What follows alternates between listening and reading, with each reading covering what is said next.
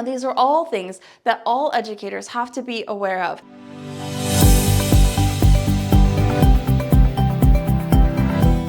As teachers, one of the biggest hindrances to actually reaching our learners isn't the pedagogy or the curriculums that we're using or even where we teach. It's our cultural understanding and our paradigm of how we see the world being different from our learners' cultural understanding and their paradigm and how they do things and how their families do things. When we can bridge that gap, things become a lot easier. But when there are things like language differences, different expectations about who shows up at what time or how things get done, that's when we have a lot of barriers that we may not be able to overcome until now. Now, I don't mean to say oh my God, this is the absolute best thing in the world, but it is. It really, truly is.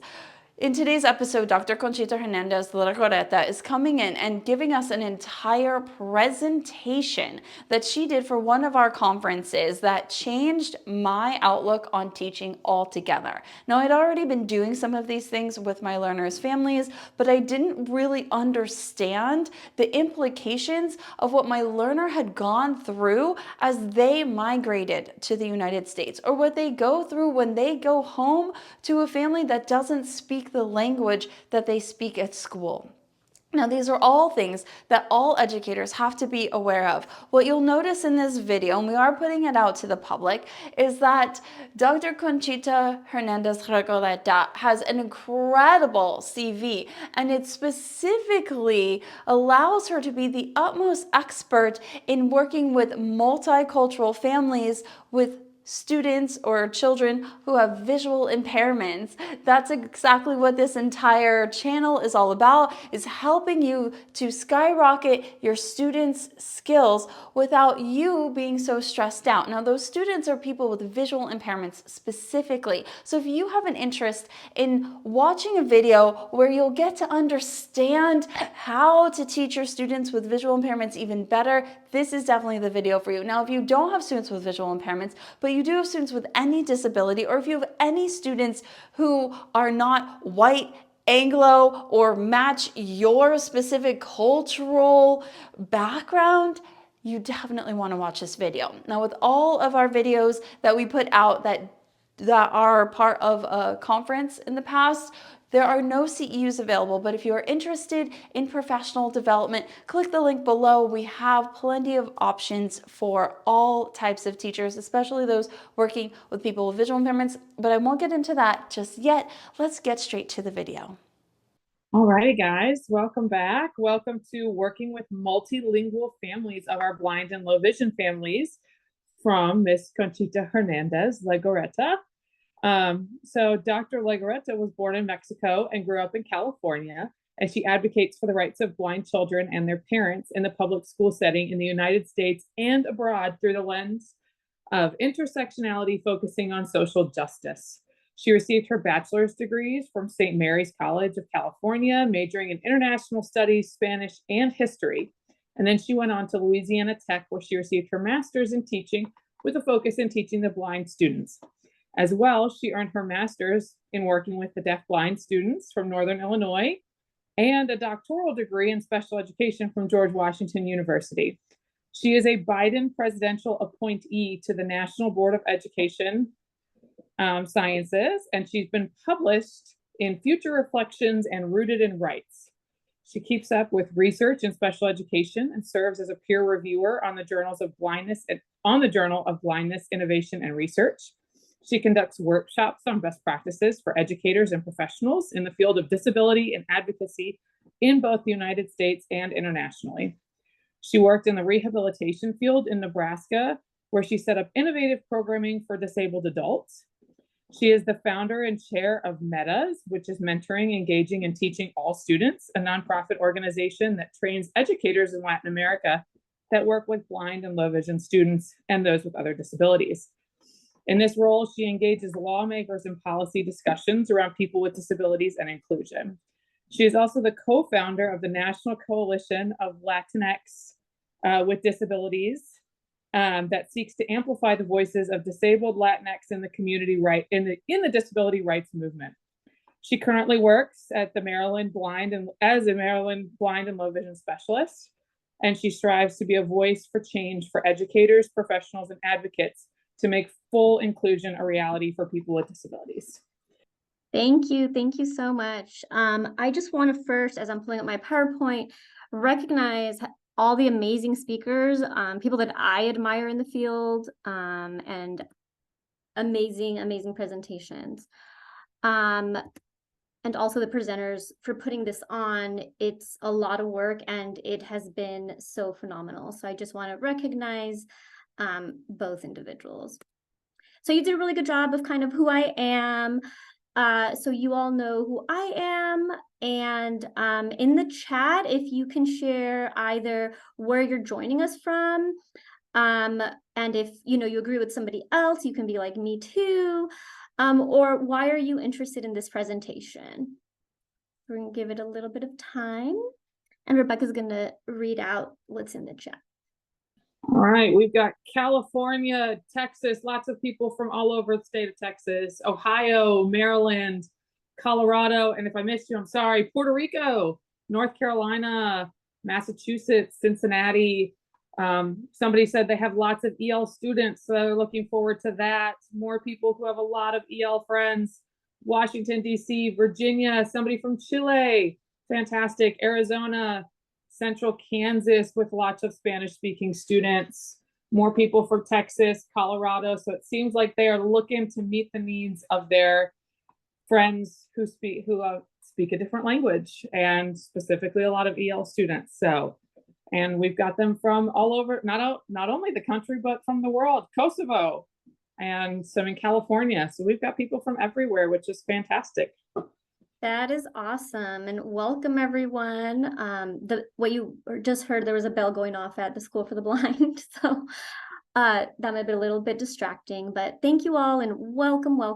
We're gonna learn a lot. I just want to clarify, we could do a whole presentation specifically on strategies for working with English learners, and I have done those in the past, and you can reach out to me and I can do some for your school, for your state. There's also some that are recorded on YouTube that you can access through the Maryland School for the Blind. But this particular presentation is focused on how do we engage families, because that's a huge part of that. So I want to first go over my values in teaching. I think it's really important to kind of ground, like, where does this come from? What does it look like? So the first thing that I think about is how can we make our work more equitable? So equity leads to access and success for all of our students. And this includes accessibility, but it also includes our students that we're not necessarily serving. And I think when we talk about equity, we have this idea that, like, well, no, I want the best for all of my children, all of my students. But equity is really this idea of where are our, for lack of a better word, blind spots that we just don't know, or we don't know how to work with these students. And so because of that, they kind of fall through the cracks. And then how do our policies and procedures reflect that? So we're going to talk a little bit about that in this presentation. How can we serve our most marginalized students? So this is right in the larger context of general education. This is our blind and low vision students. This is our English learners. These are our students of color, our low income students.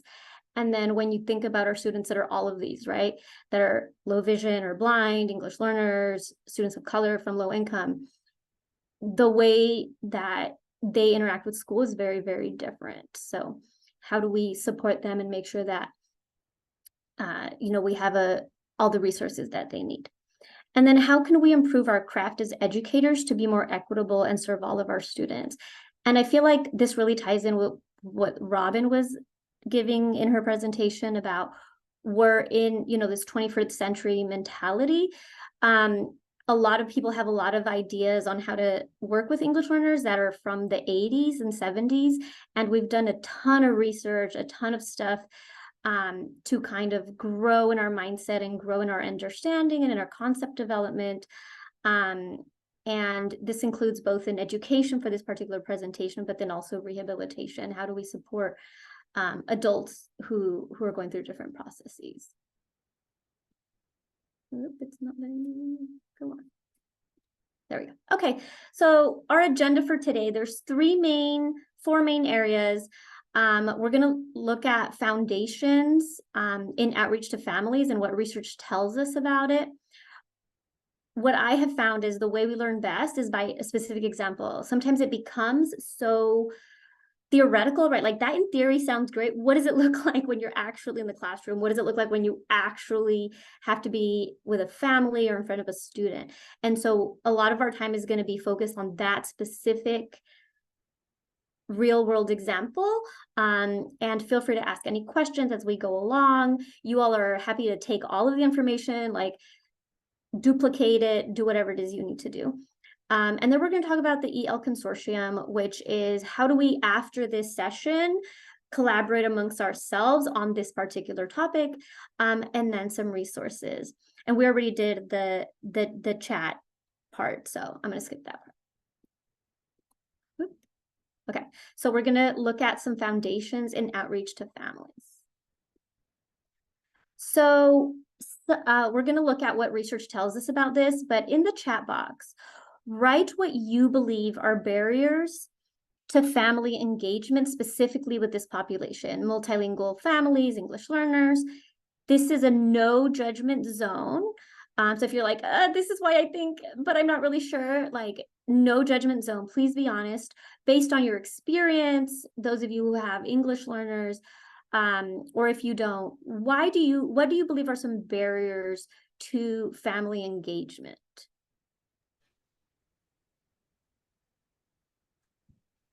We've got one that said the school experiences of the parents, people who are potentially afraid of our culture, districts not providing timely or consistent translation services for the families, cultural barriers, the different educational backgrounds keeps coming through, the lack of technology, transportation, and the families that don't speak English. Again, schools not providing translators in a timely manner, working around work schedules, not being able to attend meetings, cultural differences. I'm seeing a lot of language and communication and cultural barriers, embarrassment, thinking that the schools will judge them for really anything, different expectations for how different cultures view disabled people. Organic conversations being very difficult without appropriate translation services. Mm-hmm. Oh, this is very interesting that EL testing using pictures can be a barrier versus words. Yes, if you're from a state that does the Access WIDA test, which is the English learner test, 100%. There's no way to test our students, and that could be a whole nother conversation. So thank you. All of your responses, I think, come from this knowledge and working with students. And so the way we're going to look at some of these things is, first, we're going to take a look at the school perspective, and then we're going to take a look at the family perspective, right? So from school perspective, in doing research and surveys and a lot of different stuff with parents, parents are not engaged in IEP meetings. And so schools feel that, we even if we do provide an interpreter, they don't say anything the whole meeting, right? They don't really know what's happening or what's going on. Paperwork not being turned in on time is a really big one. And we're going to talk a little bit about why that is, and understanding kind of those dynamics and how to work around that. Poor communication, right? Either there is an interpreter and we have to figure that out. Somebody mentioned in the chat that fluidness doesn't exist, right? Once you have to go through an interpreter, you've lost the meaning. And a lot of times I say, in English, every language has a lot of idioms and a lot of ways of saying things that just don't translate over, and we use them a lot without realizing it. Just even saying, I ran over here. There's no such thing as that in Spanish. Or I'm really tired, or in Spanish, we would never say I love to anything that's other than a person. Like, it's very odd to us that in English, it's like, I love a book or I love a movie. Like, it's very odd. And so language, even when it's being translated, there's no 100% accurate way of translating a language. You have to get approximate. So you do lose information. Educators feel a lack of training on how to work with this population. So this is a big one. And actually, Penny, who did a presentation earlier, was part of some research that looked at this. And from families, so their perspective on what are some of the barriers that are influencing this. So families feel that schools are only communicating negative student behaviors. So they only receive feedback when it's either time to attend an IEP meeting or your son did something wrong. Like they're kept out of the loop with school activities, with after school activities, with festivals, with, Spirit Week, with everything else. You all mentioned in the chat, interpreters are not always provided. And if they are, we've all had a horrible interpreter that you're like, that I know that's not correctly being interpreted. That is not what was happening. And then families, this is a really big one. Families feel lucky to receive services, but don't understand what is being provided. I myself was an English learner in public schools. And my parents were like, oh, we're so lucky, right? Like they're giving us this type of service. Special education doesn't exist in 90% of the world. And so when parents come here, they're like, oh, we're so grateful. And so they don't understand that, no, it's actually the law. Like the school isn't being nice to you. They're not being welcoming to you. It's the law. This is something that should be provided. And so this is kind of a barrier that we're going to talk about how to overcome this. Feelings of exclusion, not being a part of the school community. So they may be receiving stuff in Spanish, but they don't feel like their cultural background matters in the school, or their language matters in the school, or the input that they have on their children's lives. And they don't feel like equal IEP team participants. Parents have on an average a 6th grade reading level. And a lot of our migrant, depending on the wave of migrations that come, parents don't have high school diplomas. And so when we show up to IEP meetings and there's all these providers around the table that are talking about all these complex things, it's very intimidating for families who show up and are like, how do I give my 2 cents when I don't even know what OT stands for. I don't even know what PT stands for. I don't even know what an IEP is. And so they feel like they don't know how to contribute because there's all these providers with fancy letters behind their names and stuff like that. So some foundations in kind of understanding how this works is one thing we need to, I love the way Robin, I'm going to continue talking about Robin during my presentation.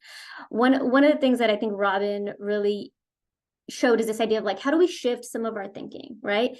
So shifting some of our thinking with having families as knowledge bearers, right? There's a lot of things families don't know. They don't know about the IEP. They don't know about the educational system.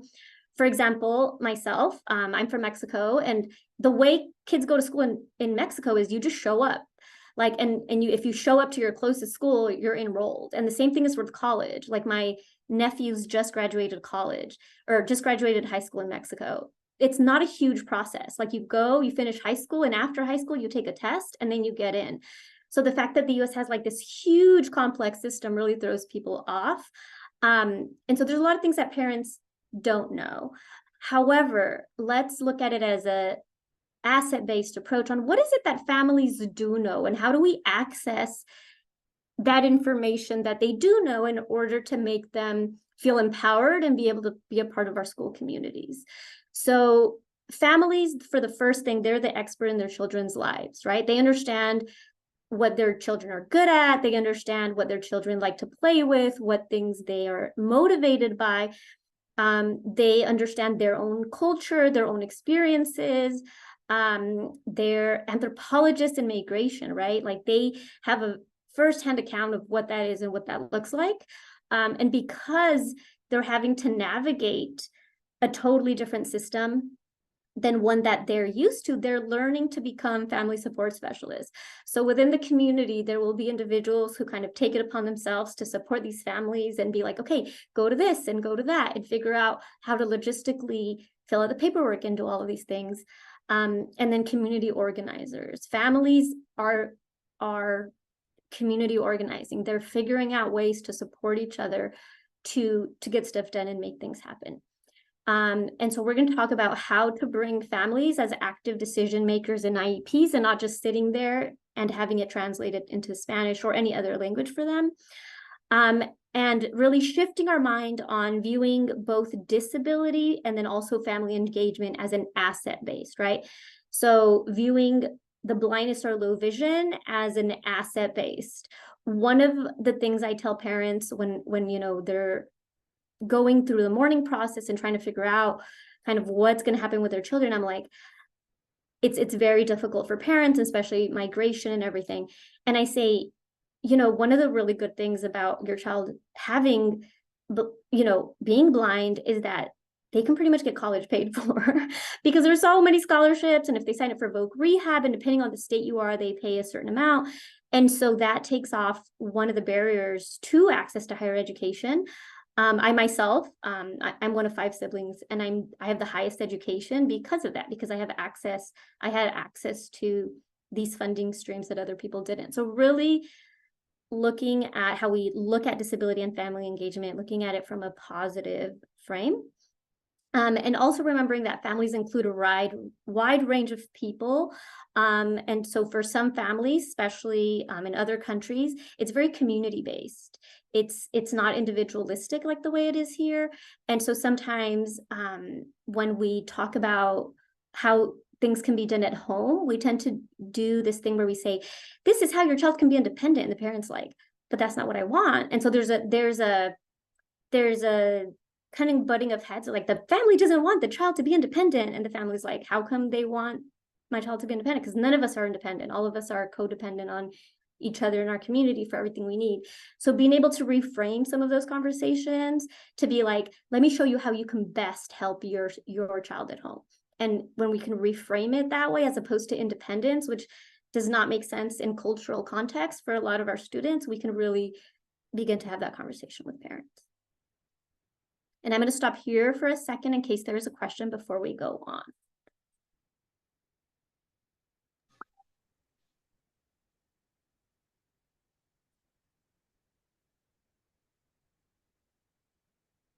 We do not have any questions at the moment. All right.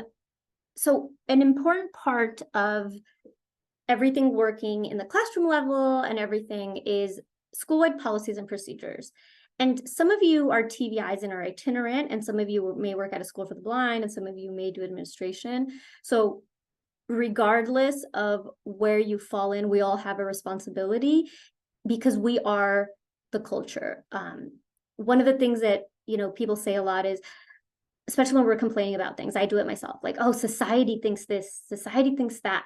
We are society, right? Like when we start to do the changes we want to see and we start implementing them, we're making that cultural shift within our schools. So a quote that I have is, we cannot undo systems of oppression with positive thoughts and intentions. We need to look at our policies and procedures as the tools to equity within our schools. What I see a lot is people are like, yes, no, I want what's best for my students.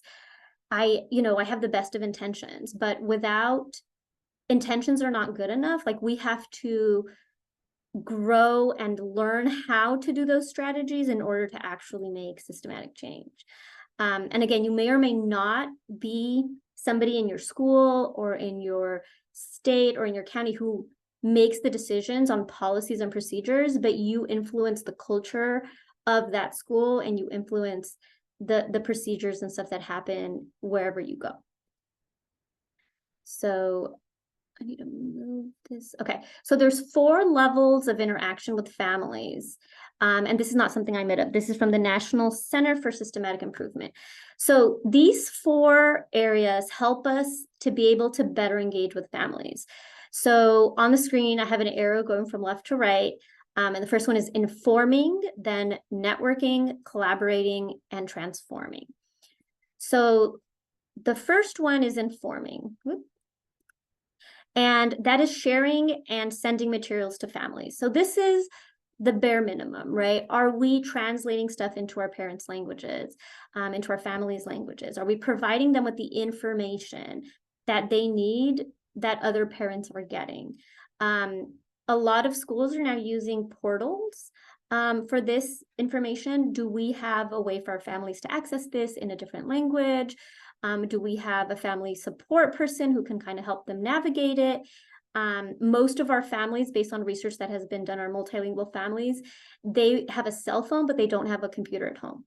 So how are we using our systems to communicate with them that are easily read on a cell phone? And they use WhatsApp a lot. That's like the biggest network that they use. The next level after informing is networking. So getting families to show up, right? And that's a really kind of difficult part.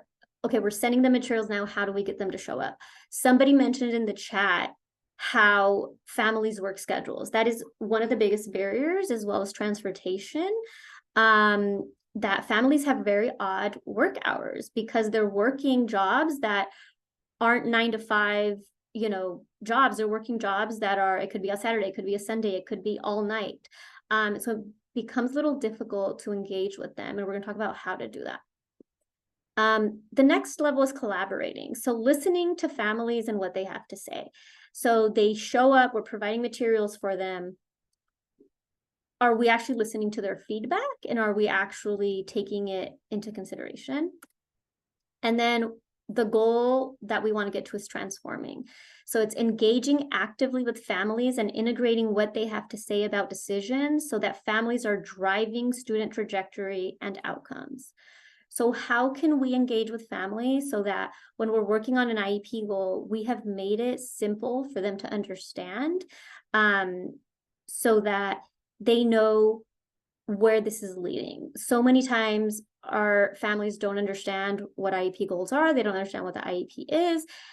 They don't understand how come you're trying to do this thing around independence when I don't want that at home. And so how do we bridge some of those barriers so that families feel like their thoughts are heard? And again, they may not understand the educational context.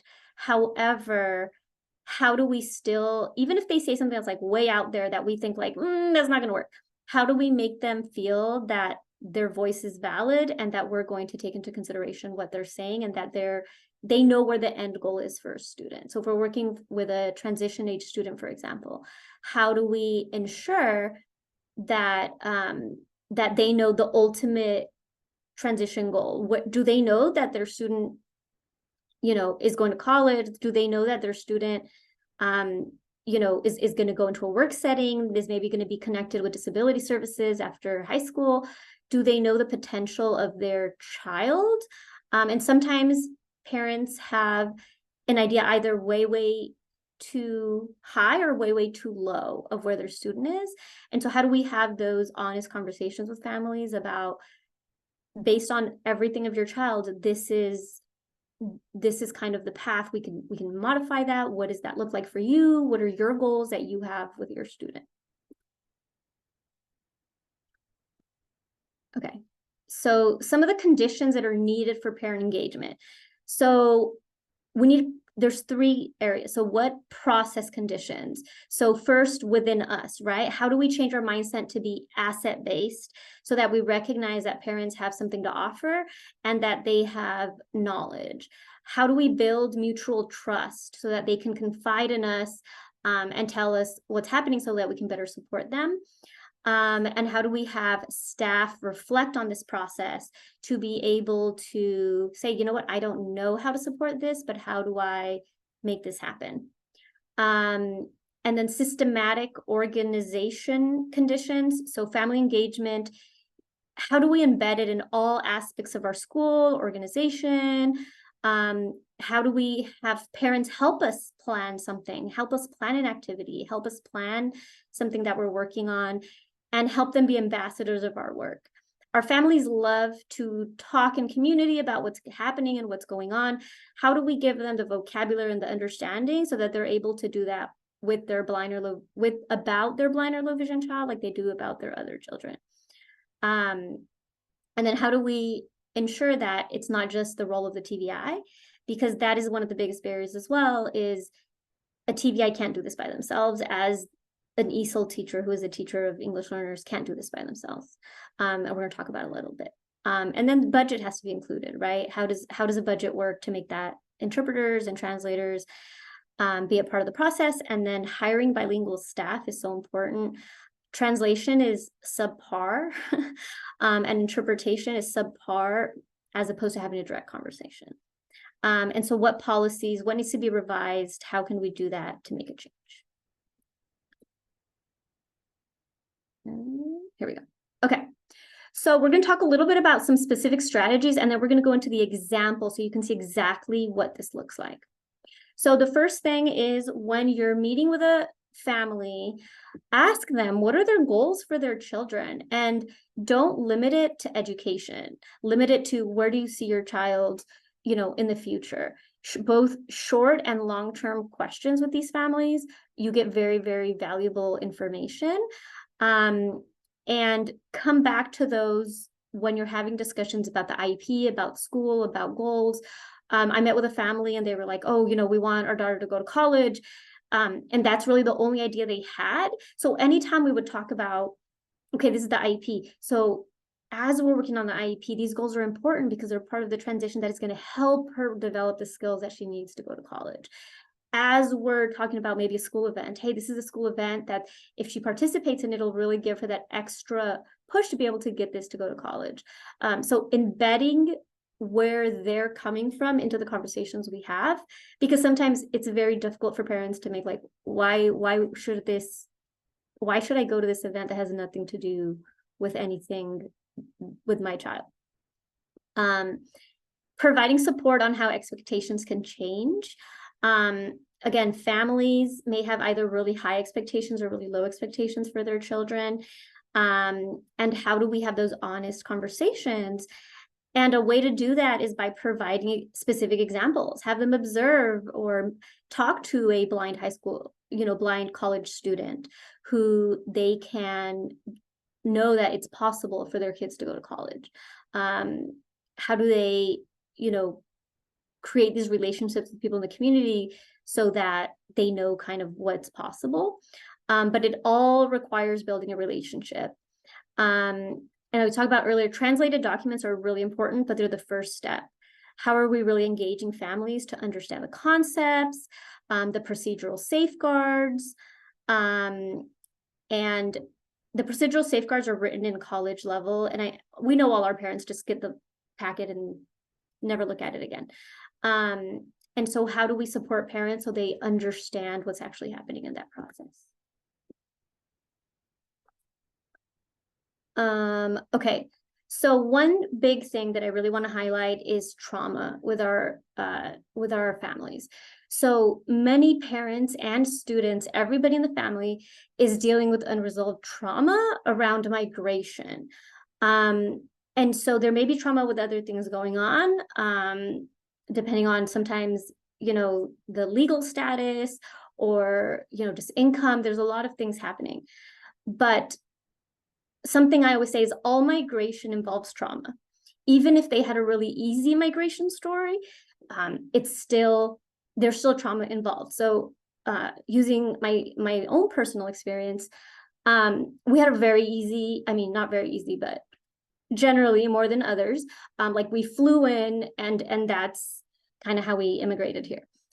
It still created a lot of trauma. One of my siblings came when she was about 7 years old when we came to the United States, and she does not remember. She has no memory prior to that. And so that's a trauma response. And with a lot of the things that we see in behaviors of families, like they don't turn in papers on time, right? That's one of the things that we talked about earlier. They miss the appointments. If we don't call them to remind them the day of, they don't come. These are a lot of trauma responses that they may not have recognized themselves as that. And so we need to be a little understanding and not be like, well, that's the way it is and there's no way around it. No, we need to find strategies to deal with those issues because it's 100% happening. One way that we can support this is by having a communication plan. And if we have time at the end, I'm going to open it, but it's in the presentation hyperlinked, you guys. It's a template. You all can copy it and use it however you want. The most important thing about working with multilingual families is one person only needs to be the point of contact. When talking about school events and everything that's happening, parents get really overwhelmed when it's like, well, this person called and they said something, but I don't really remember. Or, you know, they said this and they misinterpreted what that looked like. So the communication plan lays out their preferred method of contact. A big preferred method of contact for our families is WhatsApp. Because you don't really need to have cell service or Wi-Fi to use it. It's kind of a complicated little system, but it's very easy to use. And it's also what they use to communicate with their families back home. So like my whole family is just like a WhatsApp chat. So if that is a tool that will help, sometimes we call parents and they don't answer. They're not going to answer their emails. They're not going to answer your phone calls. It's just not going to happen for many reasons. Ask them if they use WhatsApp and they will always answer your messages like in 10 seconds. The communication plan also has a log of interaction.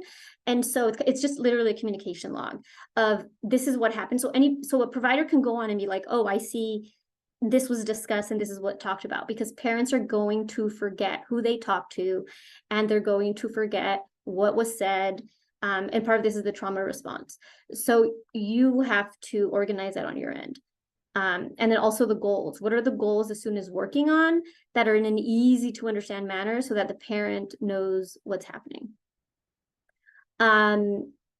Another thing to kind of, depending on where you all are, if you're at a school, you're itinerant, setting up a day for families to come in person and receive support for filling out paperwork is ideal. If you send things in the mail, they're not going to get back to you. And maybe a lot of you have seen that. You just put it in the backpack and it never comes back. In person is the best way to do some of those things.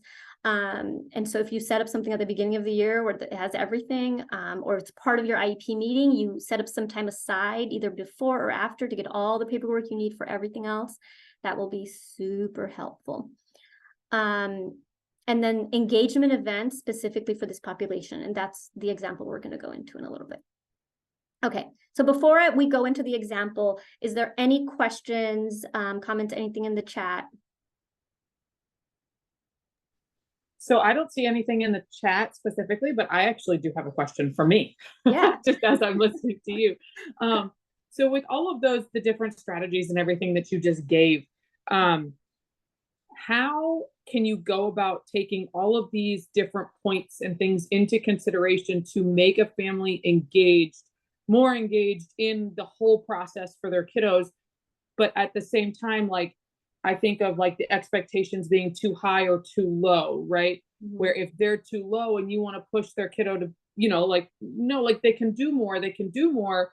How do you approach something like that without being condescending, without it coming across? Obviously, that's not our intention, but without it coming across as like condescension, where you're not taking into consideration, you know, how they do things at home, what their home life looks like, what their cultural expectations are for the young women in their family versus the young men in their families. And how do we do that without being condescending while trying to achieve a higher level of expectation for their kiddo?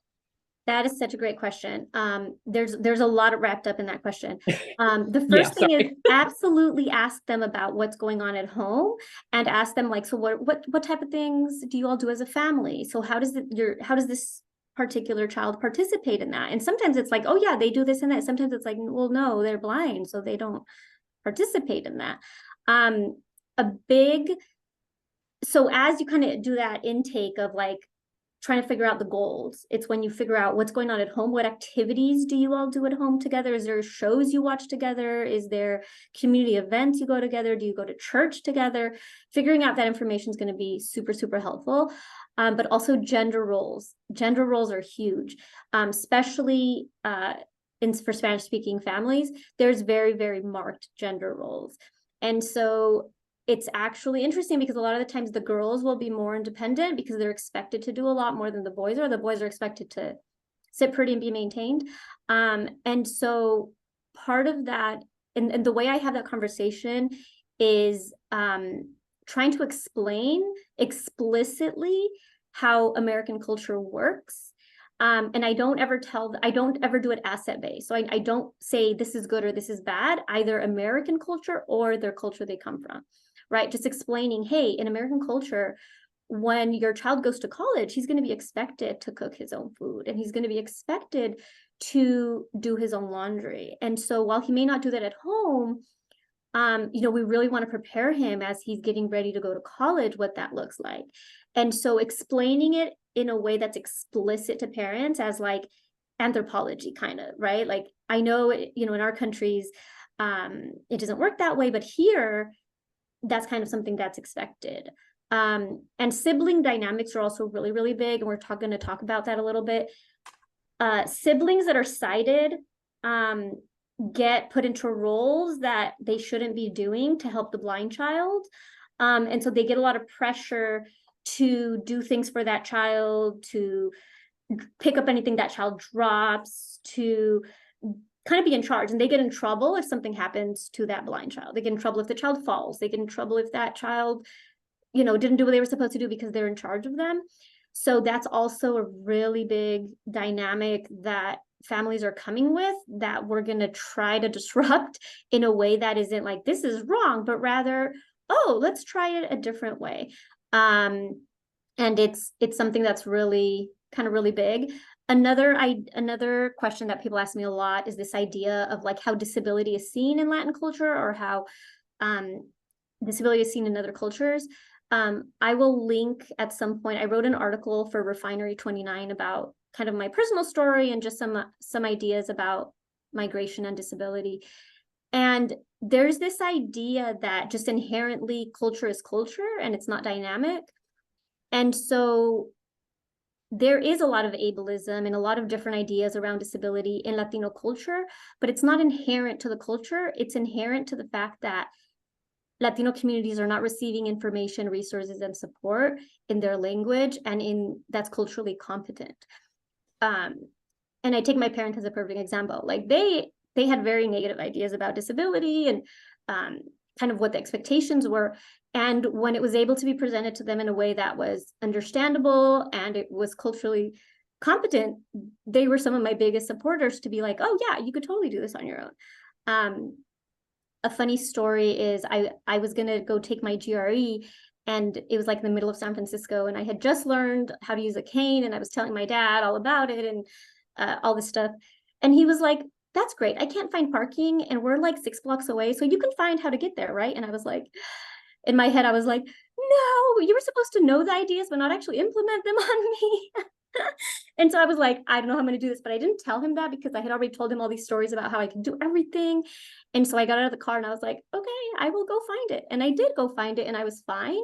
But he was able to shift his ideas about it because of the way it was presented to him. So I know that answered it in a really long way.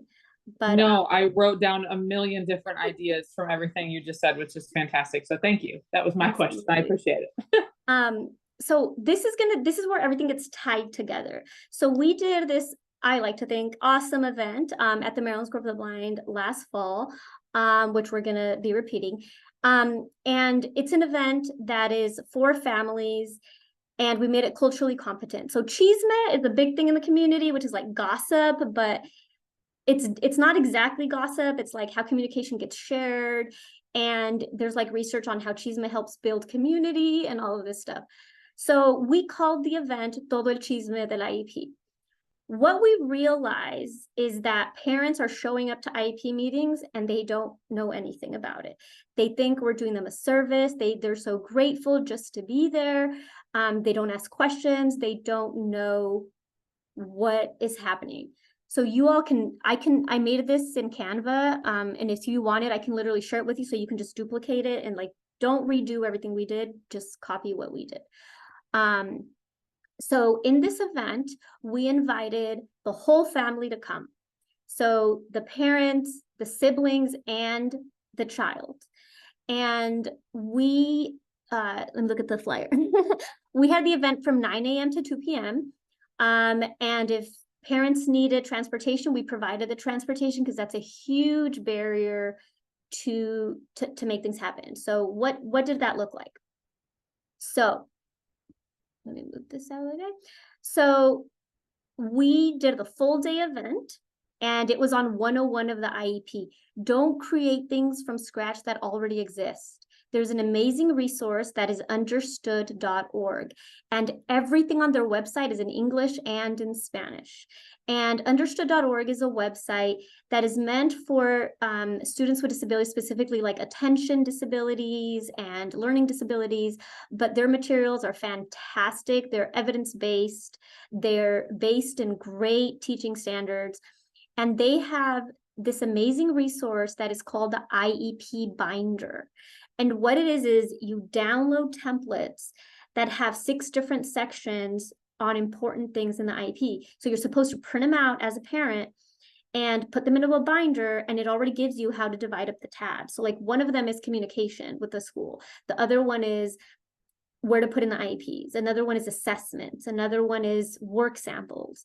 And so what we did is we had everything printed out, and we gave all the parents binders, and we went through every section of the binder, and they build it themselves. So it's that learning, right? Not just sitting and listening, but doing something. So they listened to what this idea was, they asked questions about it, and then they took the section from this great resource, understood.org, and they put it in the binder themselves. And we were able to just create just such a depth of understanding about it's the law.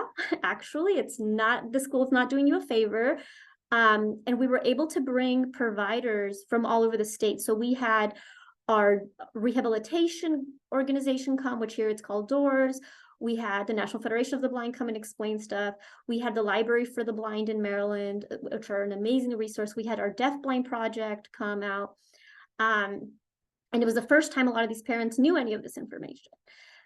So the first thing we did is we made an event that was culturally relevant in name and outreach.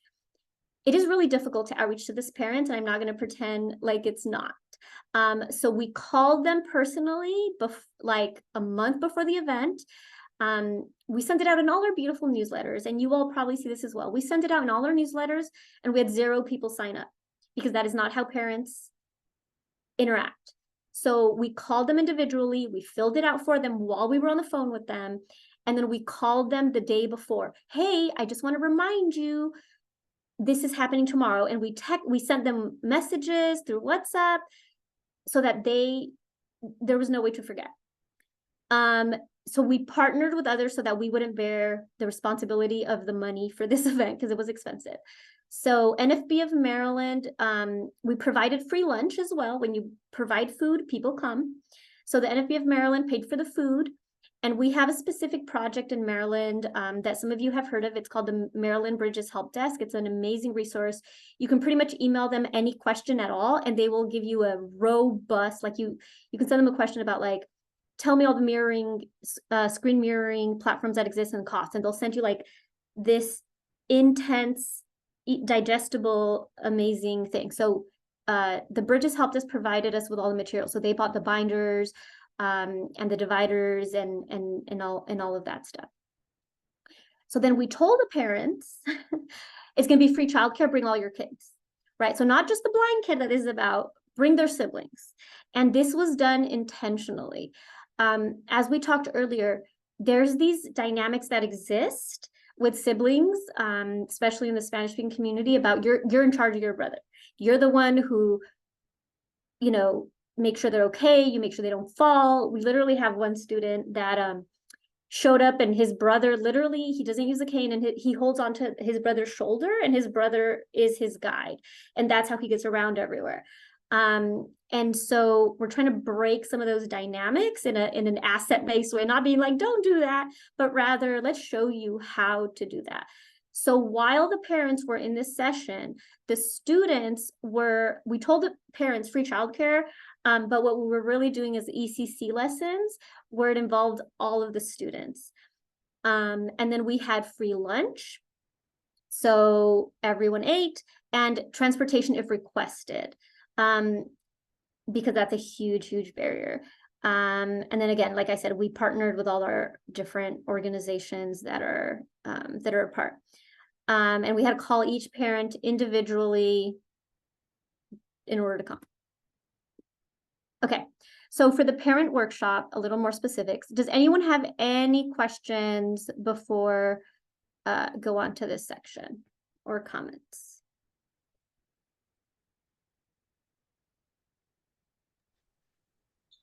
I do not see anything at this time. Okay, perfect. So for the parent workshop, the parents met with all of the providers in the state, our Deafblind Project, our doors, our library, all of the different things that exist, our parents groups.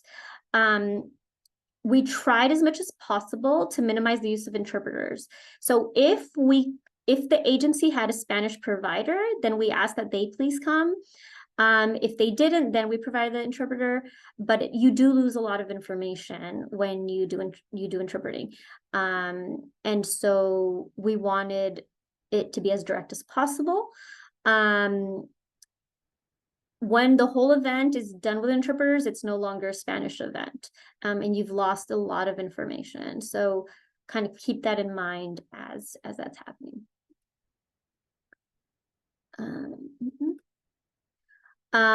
Again, we provided lunch to everyone free of charge. And you need administrator buy-in. That's the whole idea of like, how do we do our policies and practices that align?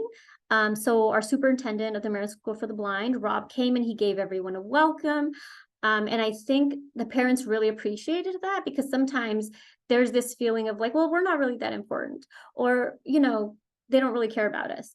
And so the fact that he showed up and he was very enthusiastic about doing this and being there, they just felt like, oh, this is important. And we are valued. And it made a big difference.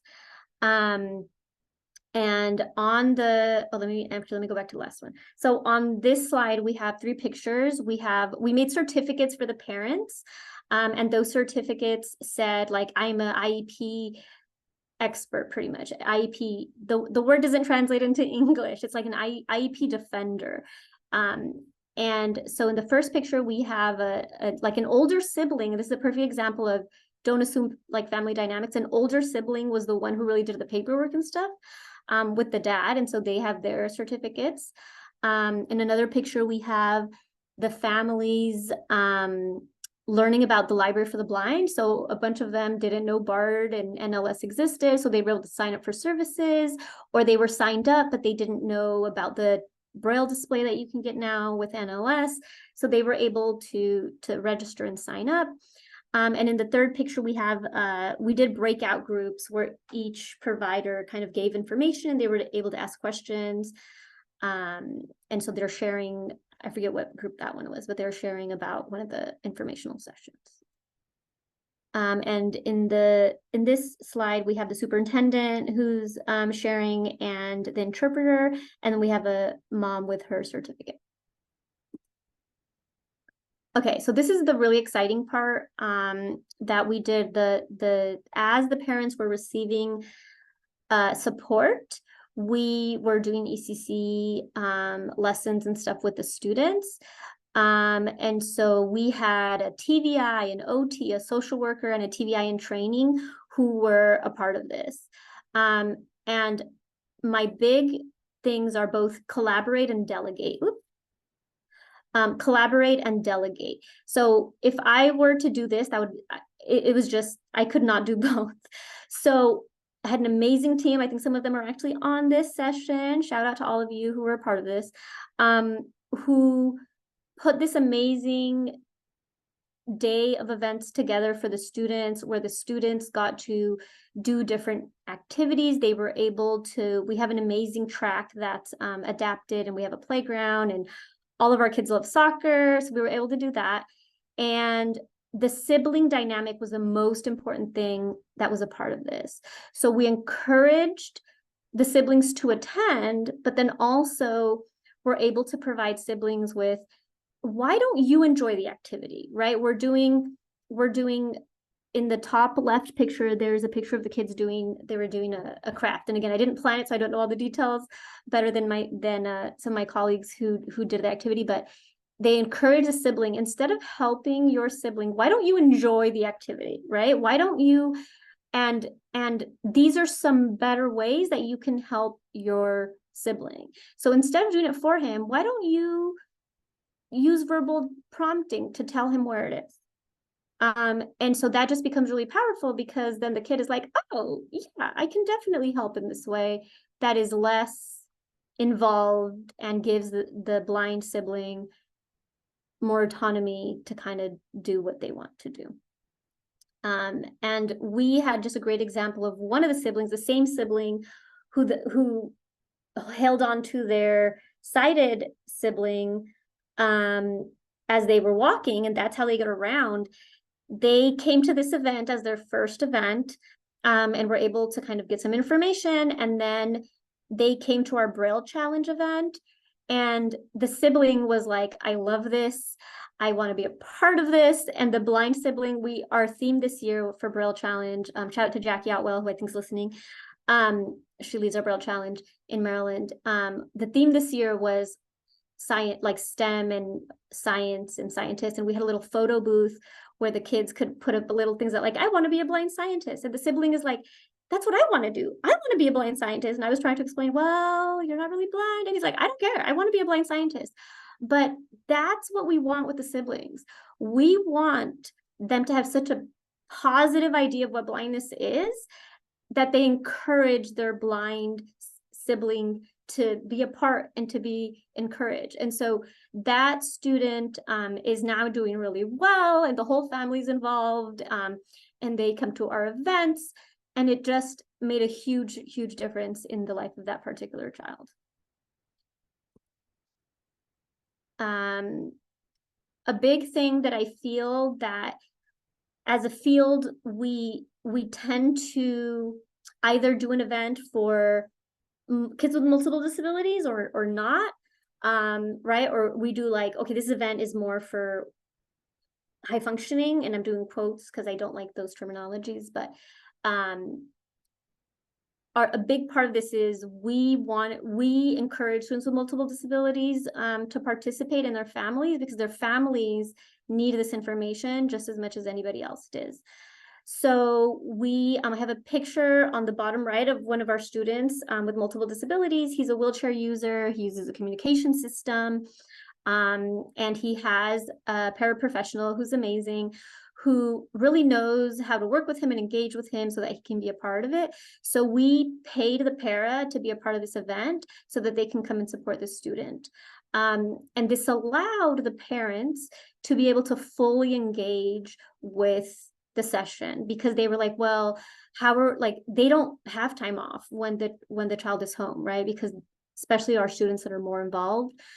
So that was a big part. We encouraged and set up funding and procedures to make this happen, recognizing that y'all don't have overflowing money everywhere you go, but being really creative on how to do this. And that's why partnering is so important. We've also partnered in the past with Lions clubs who are like, oh yeah, you want something like this. So really think outside the box of how do we encourage these students and families to be a part of the activities that we have. And then we have a fully adapted playground and track. So students enjoyed outdoors as well as indoor time. They were able to play adapted soccer, and that was a really big hit with our students. And so the sighted siblings and the blind siblings all played together, and they just had a blast. So before I go on to the next section, does anybody have a question about this specific? I know I've given a lot of information, and I just want to see if there's a question about anything. It could be about the parent workshops or the ECC component or anything else.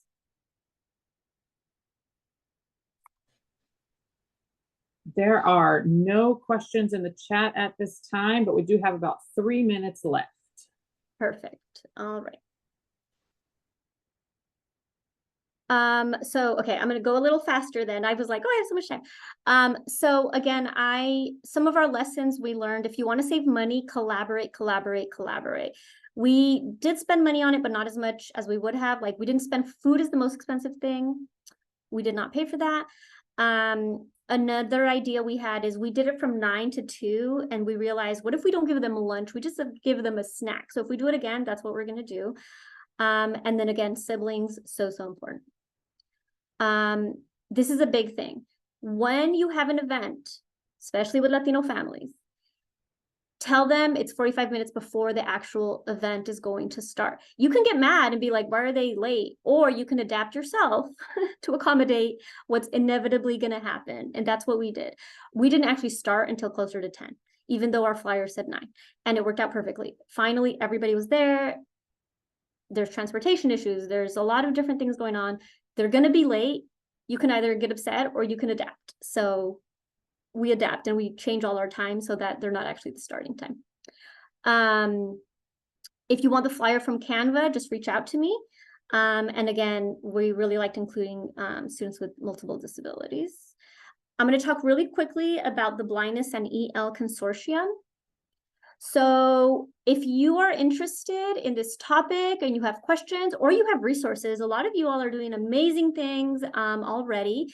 So we have kind of 3 little partnerships with this. The American Foundation for the Blind is posting like small research, easy to read one-pagers on areas that are around English learners and blindness. And if you've done some research or you know of something, you can either communicate with me and I will get it to them and we'll kind of fix it to the template we're using, or you can communicate with Ariel, who's at AFB, but just feel free to send it to me.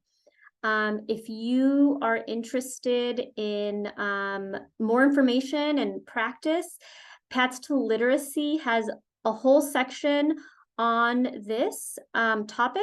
And so we're collaborating to write articles. And so if you want to write an article, please do. And the last thing is collaboration. So you can sign up to, it's the bottom QR code on the screen. You can sign up to be a part of our listserv. So it's everyone and anyone from across the world who is working with English learners. So we'll send information. I actually sent this conference information to that. Anything that you want to share or you have a question, this is a really, really good way to collaborate with others who may have the same question you do and get information on it. So I have a bunch of resources for you all, and this presentation is in your resources in your portal for this conference. And thank you all so much. You can reach me, email me if you have any questions, if you want to duplicate what we did. And we're happy to collaborate with you all and help you all grow in this practice. So thank you all so much. This is one of the presentations that changed the trajectory of my teaching, and now you can see why. I didn't introduce myself before. Hi, I'm Cassie Maloney, if you made it this far. And I was an orientation and mobility specialist, and I have been for 17 years. I'm also the founder of this incredible organization that is coming here to you. If you want to follow Dr. Conchita, please click one of the links below. All of her information will be tagged.